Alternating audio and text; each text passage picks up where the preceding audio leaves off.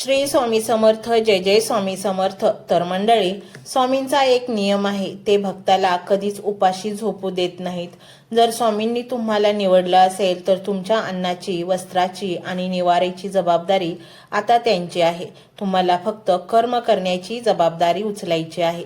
भविष्याची चिंता करणे म्हणजे स्वामींच्या शक्तींवर शंका घेण्यासारखे आहे. ज्या पक्ष्यांना उद्या काय जेवायला मिळणार हे माहीत नसतं, तरीही ते गोड गाणे गात आकाशात भरारी घेतात, कारण त्यांना निसर्गावर विश्वास असतो. तुम्ही तर स्वामींची लाडकी लेकरं आहात.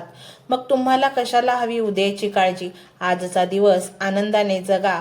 उद्याचा दिवस स्वामींनी आधीच सुंदर लिहून ठेवला आहे. या प्रवासात तुम्हाला अनेकदा चमत्कार दिसतील, पण चमत्कारांना नमस्कार करू नका, तर त्यामागच्या शक्तीला ओळखा.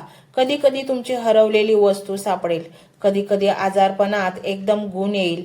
हे सर्व स्वामींची लीला चरित्र आहे.